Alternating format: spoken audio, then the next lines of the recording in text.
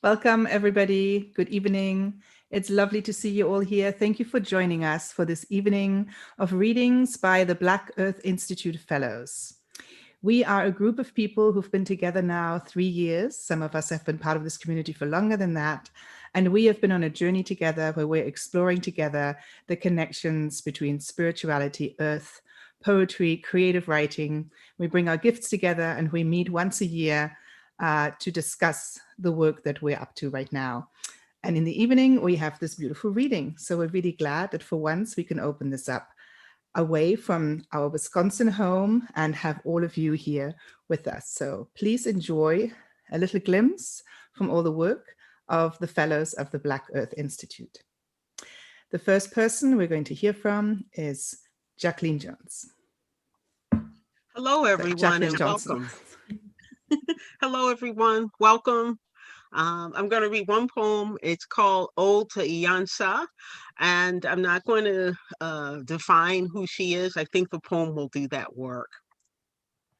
Iyansa, the austere gates of divine mystery which you so amply guard, are now flung open, accepting so many from the hospitals, nursing homes, streets, and transit.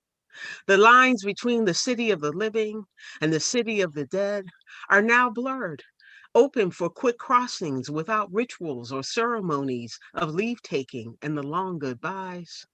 Once you were content to be the keeper of secrets, wearing a rose colored head wrap, quietly attending to the new returnees. Your legion of invisible ones, always willing to aid the living.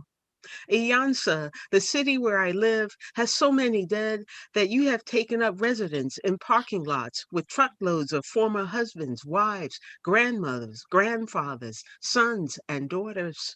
You are 213,000 lives stronger than you ever intended to be. Iyansa, your tears have flowed unceasing for all the many gone. Your fight to keep as many as you can alive. Iyansa, the goddess whose gifts can both save humans and give others a quick, merciful end. Your ancient rivers flow up and down the Nile, tributary where only a hint of your power is mirrored. Bless the day you can close your gates. And I'd like to invite you to now listen to Claudia Savage.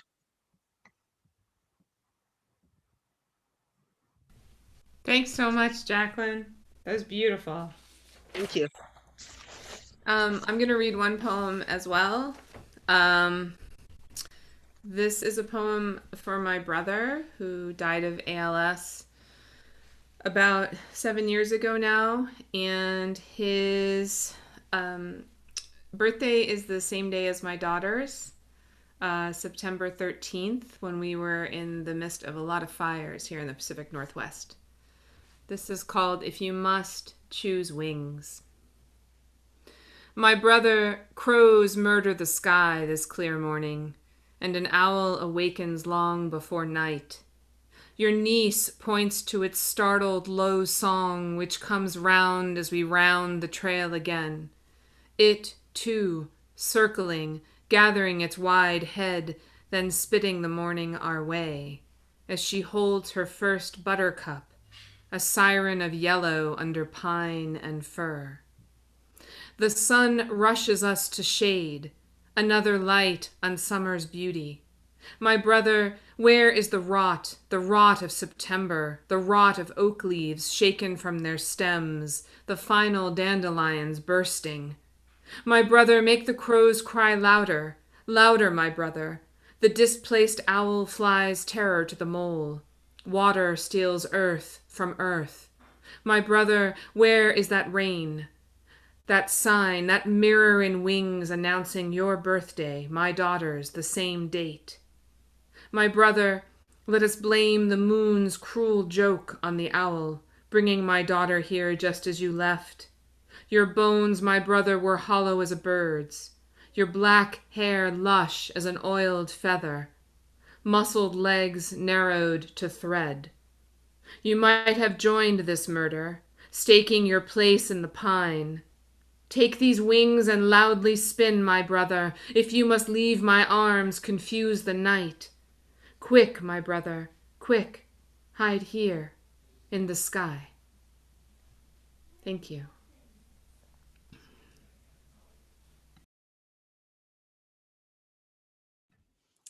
Thank you so much, Claudia. I'm reading now, and I'm reading to you, my first poem will be from a book, Gut Botany, that just came out on March 3rd, and it has this amazing sturgeon in it. The sturgeon as a creature of survival, a dinosaur that makes it through. So the first poem from it is a poem about pain, and it's about pain and land. It's called Hot Springs. Crystals invade my bones, my joints. Calm heat pressures raw nerves, red wounded sites, air chemicals, repair tissue right now. Feet dangle in the waters, sip thick green. The lining of my mouth slurps from deep beneath the lake, salt-filtered excretion of a bony land, a homeopathy for my chasmed joints. Rocky cliffs, no purchase for soil. Accumulate the blow, the wind, trees bend. Do not try to stand up straight. Indigenous zones, rock trail after the erratic journey.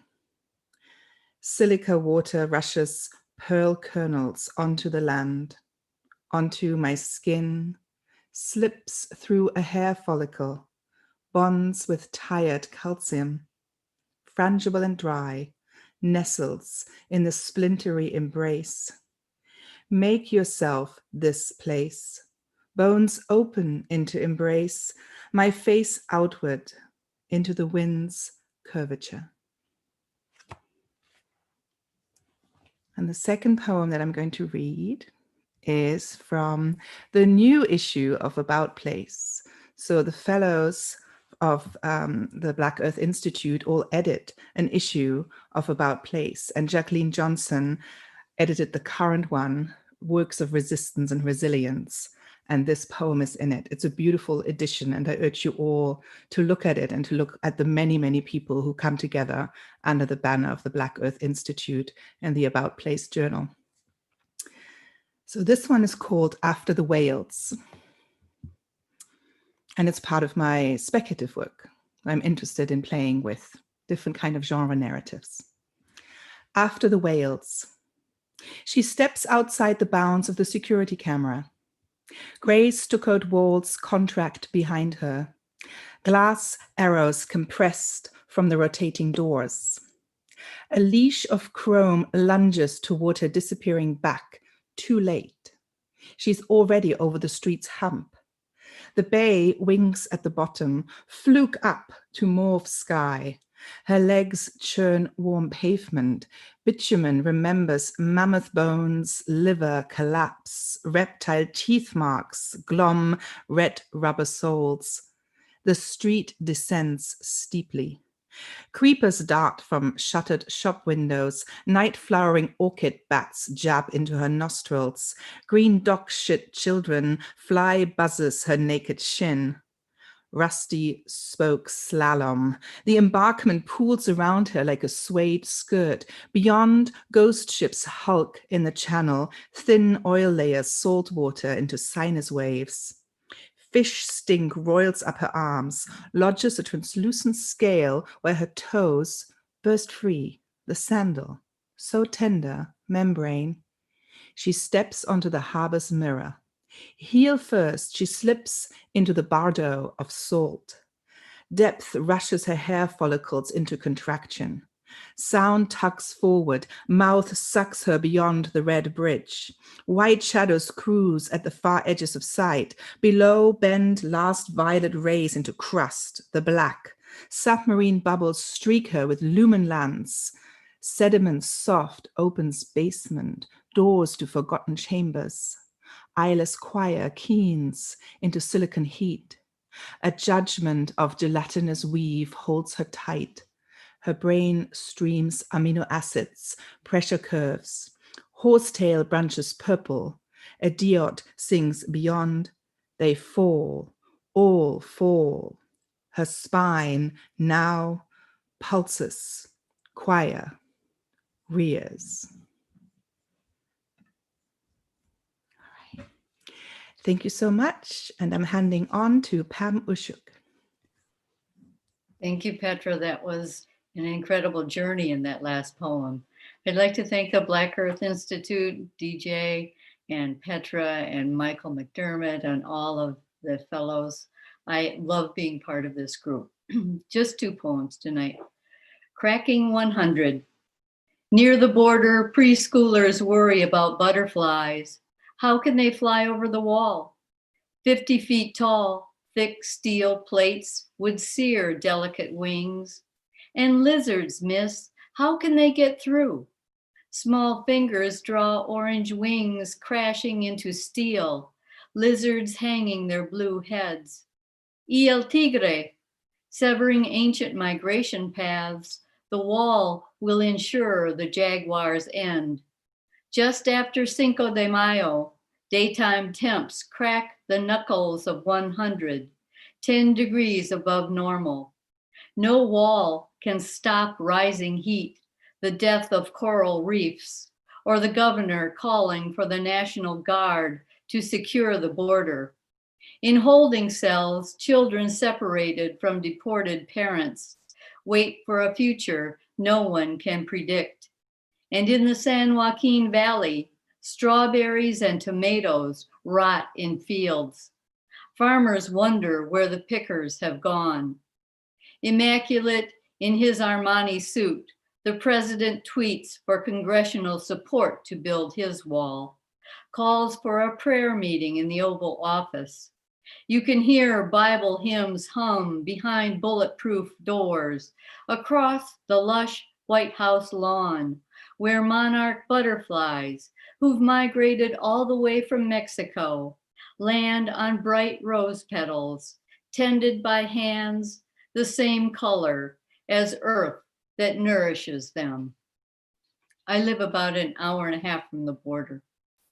Green flame, slender as my ring finger, the female hummingbird crashed into plate glass, separating her and me before we could ask each other's name.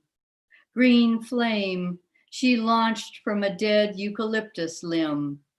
Almost on impact, she was gone, her needle beak opening twice to speak the abrupt language of her going, taking in the day's rising heat as I took one more scalding breath, horrified by death's velocity.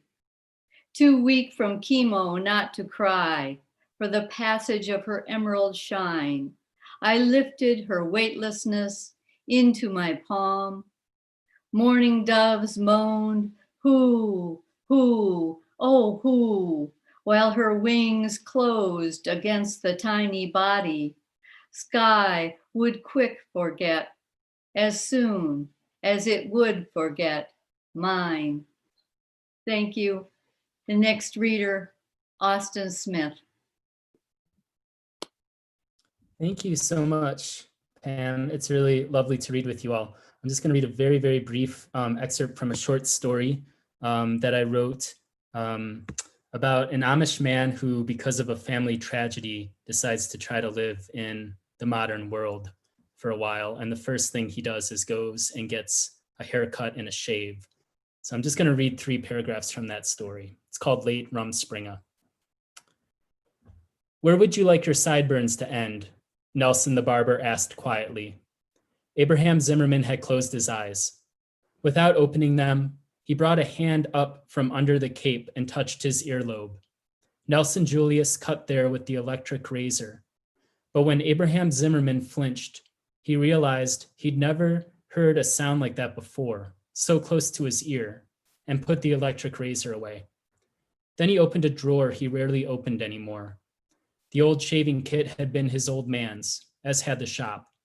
He remembered when he was a boy how men would come by every morning for a shave. His father had a policy that if he drew blood, the shave was free. The very look of the box, the embossed initials on the lid, The snugness with which all the pieces fit into the maroon velvet compartments made him miss his father with such intensity he nearly doubled over. He took his belt off and strapped the straight edge.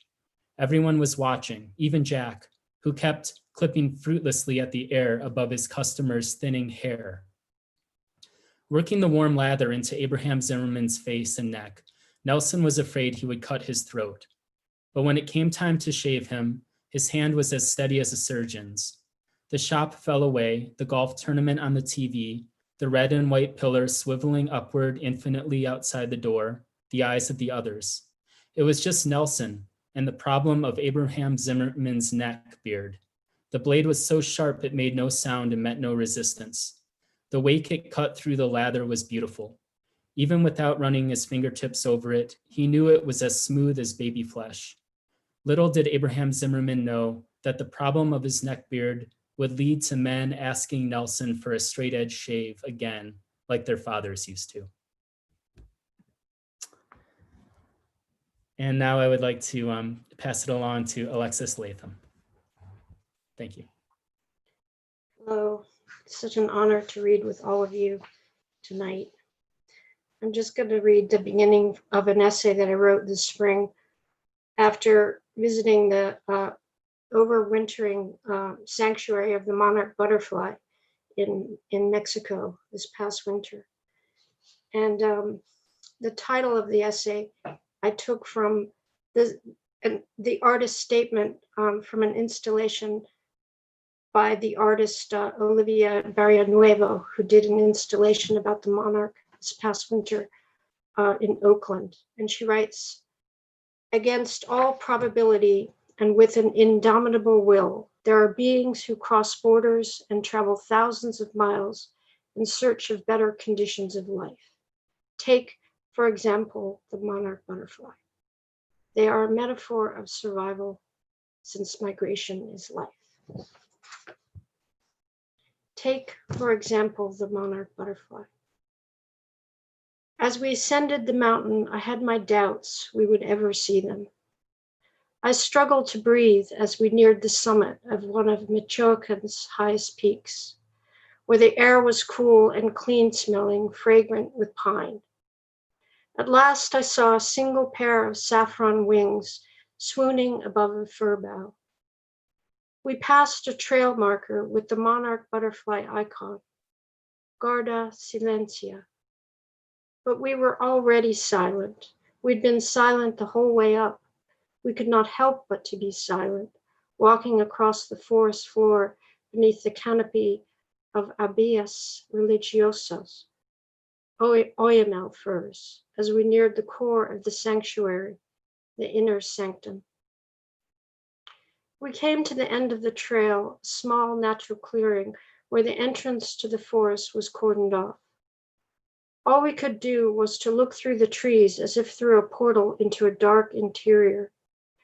We could see the tall, straight trunks of the oyamels wrapped in folded butterfly wings, the color of tarnished copper, as innumerable as the pages of books stacked in the libraries of time. Womb-shaped clusters hung from boughs bent under their weight. I had seen bees swarm like this, but not swarm upon swarm hanging from every limb. As the sun came out in mid-morning, more mariposas peeled away from their clusters to unfurl the bright insides of their wings and stumbled through the air like we do when we have just been wakened. They dipped down to the ground to drink from dew pools and to brush their papery bodies against the flowers and grasses as they gleaned. We were alone with the butterflies. It was just my husband and me and our guide, who was there more to guard the silence than to act as nature interpreter, and he hardly said a word to us until our allotted time was up. Vamos, he said. I doubted because I knew their existence to be so precarious, so unlikely, so lightly tethered in credulity. I knew that their entire constellation could perish in a single untimely winter storm. Having lived through the time of the great dying, the biological annihilation of 90% of the fauna that existed on this earth only a geological moment ago, I have come to expect this loss. Thank you. Our next reader is DJ Lee. Thank you, Alexis. So I'm going to read from my book, Remote, Finding Home in the Bitterroots, which came out strangely exactly the same day as Petra's book. And we both fell into our books both fell into the black hole of the pandemic. So we are so honored to be able to read from them in these sessions, these Zoom sessions. My book has 34 chapters, and most of the chapters have a photograph. This is a photograph of a Malamute named Sitka, and he was the pet of a bush pilot that I flew into the wilderness with many, many times over 15 years. So I'm just going to read this very short chapter, and that all of the chapters kind of echo other chapters in the book, and the photographs also echo other photographs. So I'm not going to tell you which chapter this echoes. You'll have to read the book and find out. So 18, Sitka. There's a little camp spot just above the old bridge, Dick told me once, and Dick is the bush pilot. The King Post Truss Bridge first crossed North Moose Creek there, near your grandfather's homestead cabin footings. I flew in there one fall. We were at Dick's house, watching the rain in the valley. He was talking about one of his favorite dogs, a Malamute named Sitka. Dick was proud of the animal's pedigree, part wolf, relative of the dogs used by the 10th Mountain Division in World War II. Sitka had hiked over 1,000 miles with Dick through the Anaconda Pentler and the Selway Bitterroot wildernesses.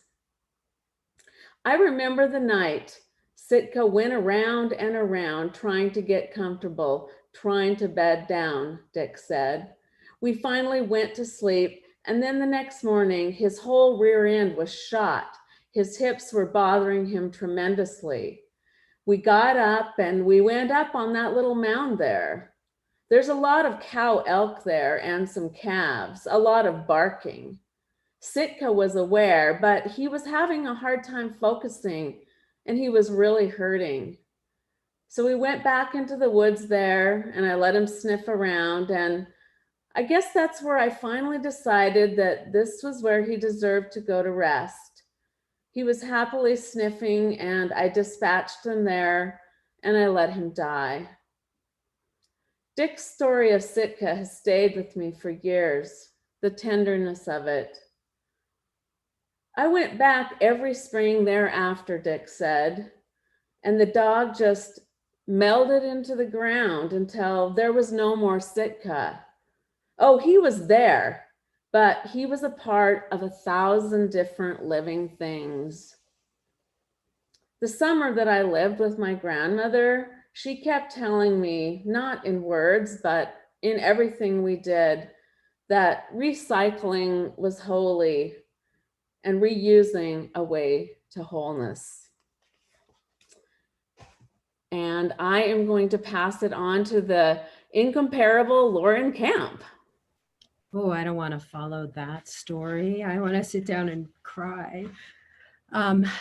Okay, well, I guess I'll switch the mood somewhat and read you poems from my new book, Took House. Let me show you the cover real quick. I've had a hard time figuring out what to read tonight, so I've picked two I haven't read before to audiences. Hush, then. This is not about the narrow streets, not about the creeping cold. I drove along the road and up and over with my headlights, with hurdles and verticals, my eyes on the radio backbeats, the homeless, the waltz of the ravens. It was nearly enough. to reach a dark room in a number of days in one afternoon. Every week, this dangling, a pouring of bottles. The door found its exit, but stayed half inside when I ambled over stones to watch the pitch of his mouth, my name when he said it, a point of view I accepted, the cadence when he asked for my gasps. My answer needed statistics, but I couldn't manage the math, so offered the exact color of a smile. He took that as welcome. At the table, the knives were all clean. At the table, any minute was borrowed. And I leaned back and saw blue in the shiny corners of eyes, where no one asked which, and no one said who. It is really an honor to be reading with this new cohort. Anne and I are from the previous cohort, and Black Earth Institute has been so critically important to me. And it's just wonderful to be an emeritus fellow, I guess is the title. They keep changing my title, but to get to watch this beautiful new cohort come in and further expand the organization. Okay, the other poem I'm going to read is also from Took House. It's called Find the Color of Survival. I want to talk about what I believe is beautiful, and this is complicated by all the oil of that year. The muscle of my mind was worn out. I was painting everything at once, painting until the impulse died and began again. I tended to let days scatter to bruises on canvas, absolute color, the temperature I tolerated, and my hands the only source of compassion. My eyes stayed on the symbols of other artists' corners and saw as they spread to a world that existed through another parking lot, a skein of grasses. 4 shades of green could have and bend the eye. Even in excess, I always see the most trivial details. Even then, I was always sure a return to heaven's brightness. These are the matters for which there are no limits. How far imagination commands, and I splendored over it. I starved to praise, contented in the ways of light and bed and silhouette, because I had sacrificed to muddy palms an art inscribed with truth and the dominion of hues, the breathless blue. I believe you'll see in every image pleasure and 20 different senses, every past in the right and wrong place. So many times no one can tell if they saw us. A woman tying a black apron brought the cutlery to our table. At home, I lifted a broad brush to each sorrow. One day soon, every form will be transparent. But first, with you, I'm looking at even what I cannot stand to see. And I get the pleasure of introducing dear friend, fellow cohort, Anne Fisher-Worth. Thank you. That was beautiful. This whole reading is really special, and it's so nice to be here. And I'm starting to lose my voice, so let's see if I can do this. For a while, I was writing a series of poems just called The Days, and I'm going to read 3 of them. They're very short. I just recently learned today that Thich Nhat Hanh has died, and so this first poem is to his honor. Day 59. See how quickly it has changed. Without people, the sky is clean again, and all day long, birds clamor and music.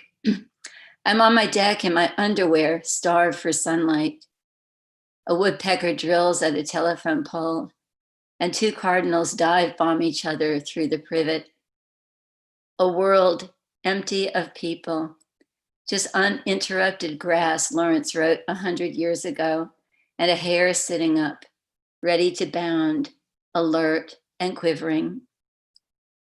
Nowhere to go, nothing to do, the monks and nuns sing, standing in a circle beneath the trees at Magnolia Grove, Thich Nhat Hanh's monastery in Mississippi.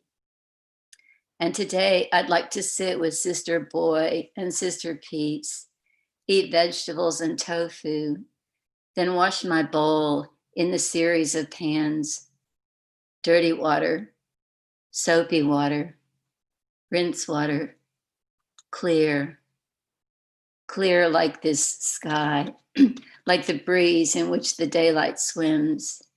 A robin flies to the maple tree.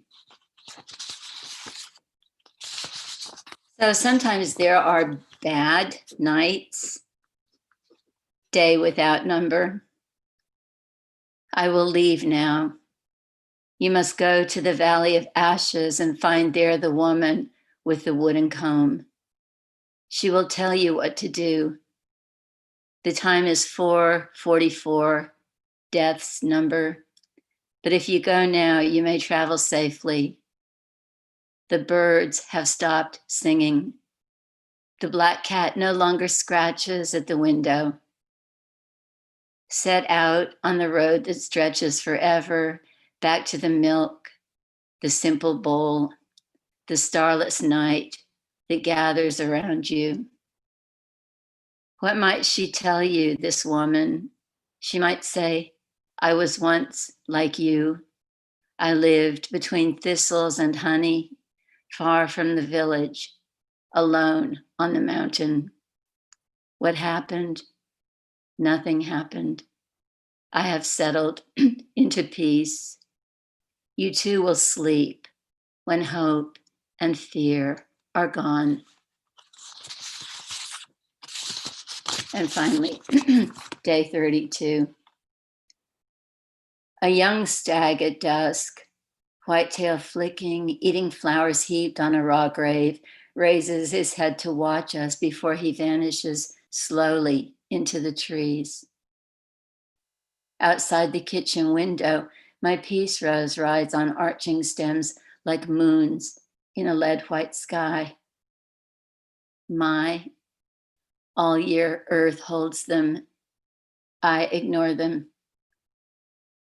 Night thickens among the branches of ginkgo, maple, willow oak, cherry, redbud, and the thicket of bamboo that surrounds this wooden house. Sometimes I am afraid. At 3, I knelt on the back seat of my mother's car, and looking out the window, I said, there's so much to see and so little time to see it. Or so I've been told. It's like that now, watching the leaves. Bread rises in the oven. May the stag sink back into the forest. May the petals drop on the grass. May you be at peace, whoever you are, in this great silence where only the birds speak. So thanks. And now we're going to circle back to Jacqueline because she didn't take enough time. So we're going to make you read some more. All right, we'll read for poems.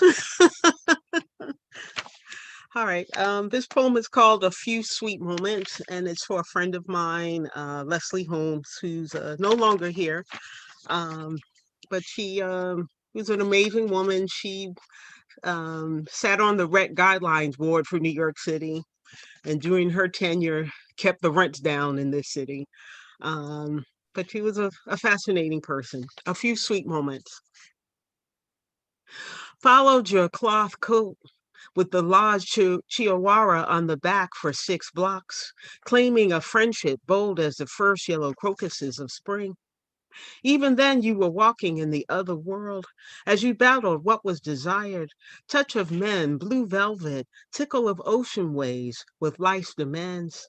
Here she is, you said, pointing to a photograph of yourself, 200 pounds lighter. Thick brown afro, glasses, gentle slope of a woman you abandoned so long ago.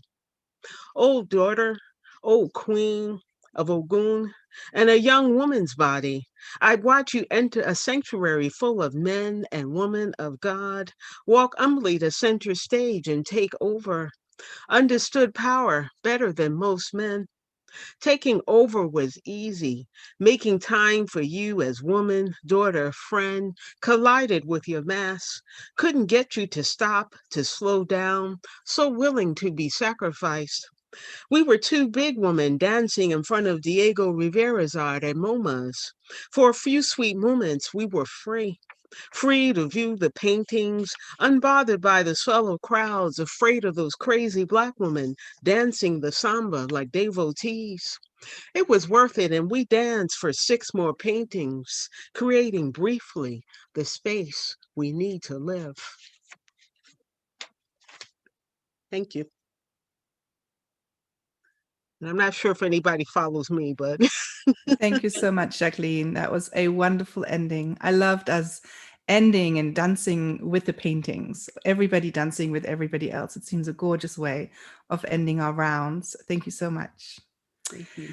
And I'm going to now hand it over to DJ, who is going to moderate our Q&A. Yeah, thank you so much for all of the people out there in the ether world watching and commenting. I'll copy the comments and send them to all our readers. You guys all got a lot of love from our the audience out there. So I'm hoping that those of you listening will have some questions for our authors. And while you're thinking of those and putting them in the chat, the YouTube chat, which I will then communicate to them. I would invite our readers, if you have any questions for one another, while our audience are kind of putting on their thinking caps.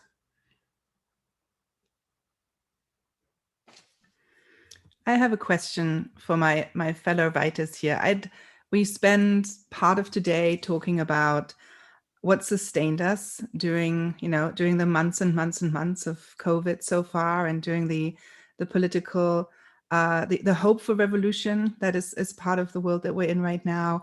And we heard many interesting answers, many exciting answers. And I wonder whether one or two of you might want to speak about how it is to write, to be a poet and a writer right now in this moment of both economic unrest, political revolution, and the pandemic. Well, for me, I'm trying to treat it like a retreat, as if I've been given writing time. And so every morning I get up and I write in my journal, and I'm thankful for all of the time to work. But the grief is very hard to work through sometimes. The news is overwhelming every day. Every day there's something new to contend with. It's heartbreaking. And if it isn't somebody dying in your own family or somebody really sick, not being able to be with people when they're ill, not being to be with family, this is second best. is writing. And I do mean that second best, because we love each other, and we need each other. We're interdependent in that way. So I've written a lot. Thank you, Pam. Would someone else like to pick this one up? Many of us wrote to bring out the vote. Please vote, everybody, right? That's probably what all of us want to say to all of our readers out there. Yes. All of our listeners. Someone else, how do you write during these times? Yeah, and write or create, any kind of creative expression. We'd love to hear what you guys do. For a while I was writing quite a bit, but I recently finished 2 kind of projects of writing. And I'm so busy teaching, and I'm so in love with my MFA students writing, that's kind of taking up my energy. It's very time consuming. It's very energy consuming to really focus on their work, and, conducting the workshops by Zoom, which is pretty exhausting for 2.5 hours. And then working with them for revisions and so on. So I'm kind of asking myself, what am I going to write now when I get the chance and the energy to write something, and we'll see.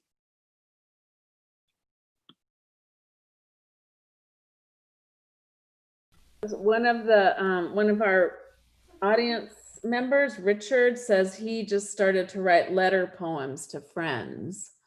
So thank you, Richard. That's like, wow, what a great idea. I mean, what advice would you give people trying to get through this time? Like just a little toehold of creative energy. I do think that it's really, I don't know how many people cook or whatever their default is for how they nourish others, but I think that's something we all need to eat. And I do think that that can be a really beautiful creative outlet. Like Richard, I've been sending postcards to some friends who are really struggling on a regular basis, and then but the cooking has been really fabulous, even if it's just people I know who they just need something left on their doorstep. They just need that something, that feeling of, I know it's weird, but it's like a feeling of accomplishment, because often writing can be, kind of a wormhole. Like it's going to be a long process to get something to happen. So to me, those little things, postcards, making someone a pie. Yeah, I'd love to make you guys a pie. No, why aren't you my neighbor? Hey, I would really love a pie. I would totally You can send mine FedEx.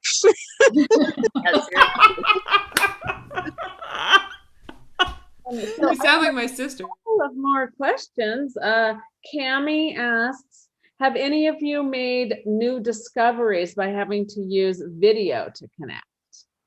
Oh God, yes. Teaching, learning how to teach on video is one thing.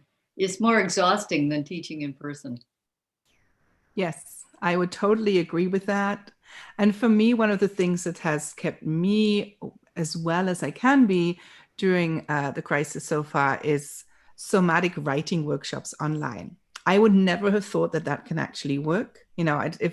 If you told me a year ago, Petra, you're going to be doing a lot of stuff online that involves your body and that involves movement, dancing and writing together, I would have said, oh, no way, that's silly.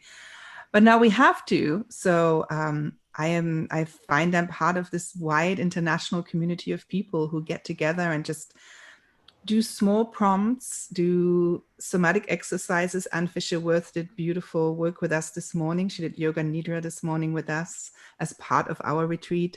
But so many people are doing small works and then give some free writing time. And I find that so sustaining and just life-giving. And even though I would love to be in the room with everybody and feel the energies that way, there is an energetic line that communicates itself just because we want to, that our desires come through the screen towards one another. We want to be with one another. And that is for me something that really sustains me. And it also sustains my writing. So my writing is not lots and lots of polishing, but it's lots of free writes and little things that come out of these many, many Zoom sessions with which we're together. Yeah, and I'm finding that because I don't have as many distractions, that I'm able to actually connect the dots on my thoughts and actually come out with different outcomes in the work. And I'm finding that it helps to I'm finding that my process is actually changing during this time. Mhm. I was never a person to do a lot of outlining, but I've been writing a lot of essays, and having an outline helps me stay focused. I know it sounds really corny, but it really does help me stay focused. And I'm actually bringing them to completion. So I'm finding this time I'm seeing a slight shift in my process, and but I'm actually getting things done and completing them. Rather, where it might take me a few months to get through an essay, I can do it in a week or two. Thanks, Jacqueline. We actually have another question from Stephanie Height. And maybe Alexis and Austin and Lauren can answer this in each one of you. How have your creative practices been shaped or influenced by your time in the Black Earth Institute, together, time in residency, or other connection? So Alexis, are you interested in answering that? Well, it's interesting that the first retreat that we have, one of the sessions that we had was we read a paper together about the monarch butterfly. And it was about how people are connecting their own migration stories to the migration of the monarch butterfly. And I actually write about that in my essay. So there was a really direct connection between the conversations that we've been having in these retreats have really been feeding and entering into my work in all kinds of ways. And that is one way. Yeah, that was so beautiful too, the way you and your essay and Pam's poem, Yeah, together with the butterfly image. Oh my gosh, that was great. magical. Yeah, it was wonderful. What about you, Austin? Well, I feel like this, seeing you all at this time of the year, I don't know why, I always feel like a little bit of a falling off of inspiration around this time of year. So it just kind of bucks me up a little bit, gets me excited about writing again, seeing everyone's projects, what they've been doing since I saw them last. It's a shame that we're not actually together in person this year, but there's something kind of beautiful about this too. I mean, even the fact that we're doing this reading and people are submitting questions from the wider world is pretty awesome. So yeah, I just always come away from it feeling inspired and excited to write. I'm just jotting down thoughts right here as people read. So, I mean, yeah, it's great. It's very, very inspiring. That's my word, inspiring. I've now been with the organization for 6 years, I think, and have been in a number of issues of About Place before that. So I was sort of tangentially connected. And I am wildly inspired and honored to be among the people, this group, but also the wider voices, scholars, creative people of Black Earth Institute. Today for this reading, I had a heck of a time deciding what I was going to read. I was going to read something political, and then you all read such beautiful pieces that at the last minute I was like, no, I'm not going to bring it over there. That's terrible. And but it has also the organization has built a sense of community for me, but also of a more urgent need to speak out in a way that is very powerful to me. And I want to back up and answer a question, maybe the first question about the person who was writing letters to people, which I love that idea, but also I think another small action, writing action that is possible is to write a single image each day, just that. And it doesn't have to be a whole poem or an essay, just something you notice as you go about your day. And it's a nice way to just activate your muscle memory and your writing ability, your observation ability.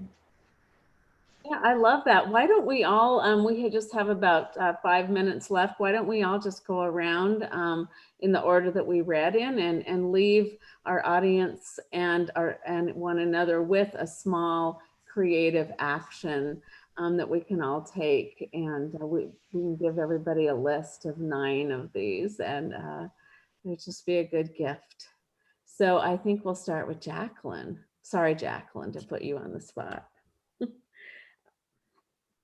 All right, this is pulling the rabbits out of the air type thing. I'm going to suggest writing the first draft. I'm going to go all the way the opposite direction, doing a first draft of a poem in one sitting. And yeah, that's what I got. I love it. Claudia. Sorry. I think you need to. What now? Besides baking pies. Besides baking pies. Yeah, I love to bake pies. I urge people to write a love letter to someone who's not a lover, but to someone you adore, a friend who maybe needs that, or maybe someone you're not even friends with who just needs a little love. So like write a little love postcard, love something. Make it beautiful and luscious. Cool. That's beautiful. I love that. And I'm going to go into the other direction with this. I invite you to hold your heart and bow to your heart and sit with this and then write from that. And I love doing that with the different energy centers in the body. Different cultures have different names for different energy centers. So whichever one is appropriate for you, just give that space for yourself and feel what is in that center and see what is going on in there right now. That is for me a really good start of writing. And Pam. And I invite everyone to write a very small letter poem to an ancestor that you know, thanking them for something that they gave you.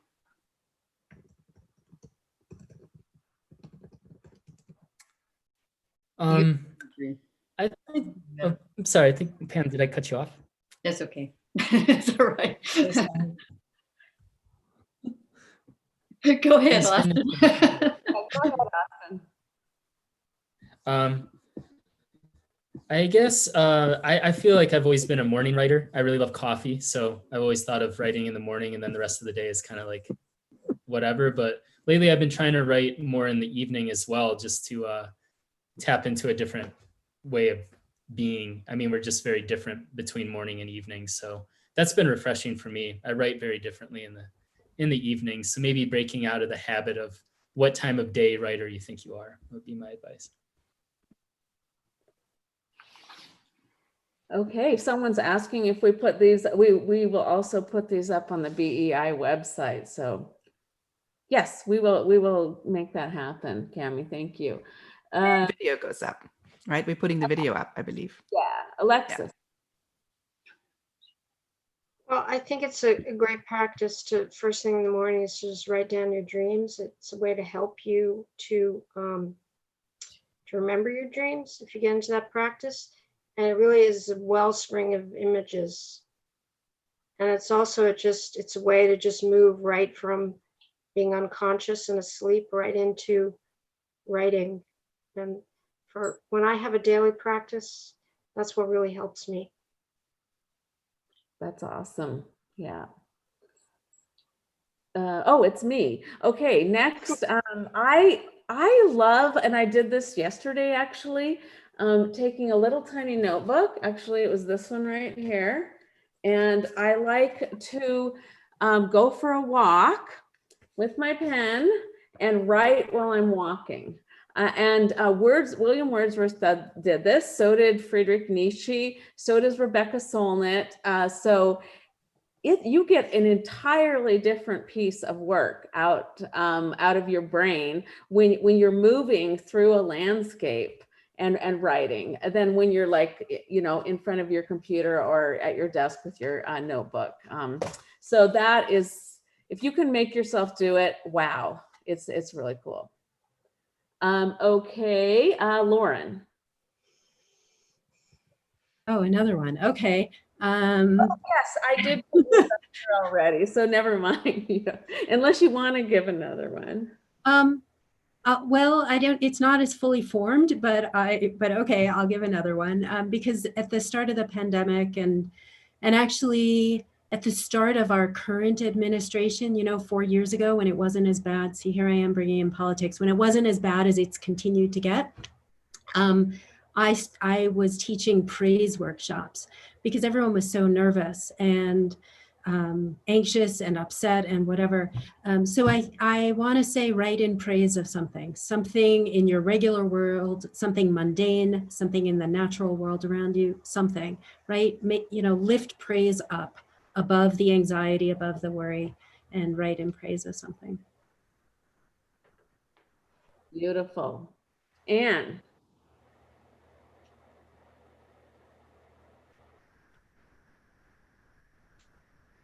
Yeah, sorry, I keep muting myself. I like all you guys' ideas. One thing that works for me sometimes is to write with my non-dominant hand, because I'm left-handed. And if you write with your wrong hand, number one, your works tend to be pretty short because it's really hard to do. And then you have to hurry up and transcribe them so that you can even remember what you wrote. You know, it's like it looks like a chicken is having its final attack. But it teases your brain to make some really cool, surprising combinations. And so I've done that. I also really like doing timed free writes where you're not allowed to stop writing, where you have a trigger phrase. My favorite trigger phrase is in that kitchen. And you just set 20 minutes and you're not allowed to stop writing for 20 minutes. And you're not allowed to cross anything out. You're not allowed to correct anything. And if you get stuck, you just write your trigger phrase over and over and over again. But I've done that with students a lot and they come up with amazingly beautiful, fascinating things. So those are my ideas for the moment. Yay. Gorgeous. DJ, the tech queen, thank you so much for running all of this for us. She's been running all this stuff behind the scene. She's our conduit to the live streaming as well. So thank you so much for doing all that work for us. And thank you for Michael McDermott, who's holding all of us. He's not on the Zoom squares, but I hope he's watching right now. And we thank you so much for holding this community at the Black Earth Institute. Thank you so much for bringing us all together. This is such a beautiful thing. Thank you, everybody, and thanks our audiences, and have a lovely rest of your Saturday night. Bye.